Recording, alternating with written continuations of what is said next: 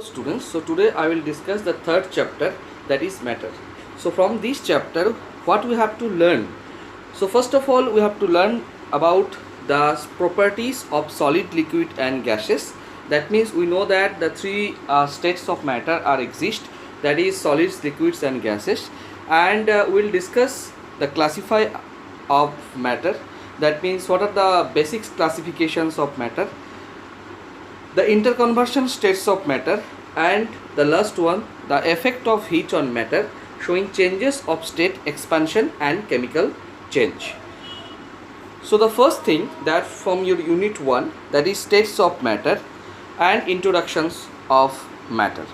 So in our daily life we come across 100 of things, and some of them are living and some of them are non-living, and they have the different shapes, size, colors, textures and states. Everything you have see or touch is made up of some kind of materials which the scientists has collectively named as matter. So that means our surroundings, whatever the things having them some sufficient space and occupy some space, and it having some mass called matter. So matter having three kinds of matter that exist, that is solids, liquids and gases. So first of all we will discuss about what is solids matter, another is liquid, another is gases.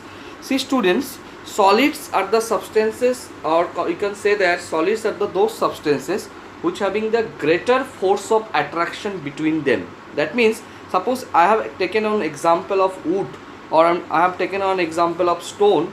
If you see this stone or wood, this is very hard. So what is the basic reason behind it? The reason is the force of attraction. Okay, parallelly you have taken an example of water. So you see this is liquid. So any kind of liquid, the force of attractions between the molecules, that is very less. And parallelly we have discussed about the gases, like you taking one example of oxygen gases or any kind of gases. So you never see the gases, nah? So that what is the reason behind it? Because there the force of attractions between them, that is very less. So they are in discrete manner, they are going from anywhere. So that's why the gases can move any direction because the force of attractions. So the force of attraction is very less in case of gases. Okay, now coming to the point, that is the properties of a solid, means what are the basic properties of solid. See, in our daily lives also, like one example we have already given, that is stone or wood. So this kind of things having the so much they have the so much hard. So what is the reason behind it? Because they have force of attraction. The another properties of solids are they have the definite shapes also, they have a definite volume also. Solids can never be flow. They can that means they can suppose that I have a stone, just I keep it one top of the surface, so they cannot move. Okay, so that means they have the less, or you can say that they cannot flow.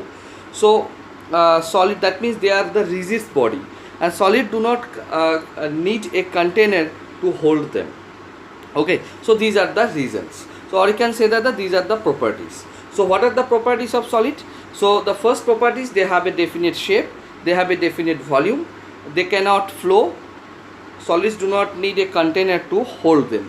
So any material which has a definite shape and definite volume such that it can have any number of free surface, that is called the solid.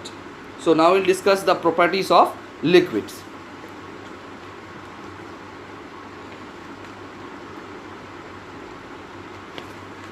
See students, from your books some of the properties are given here.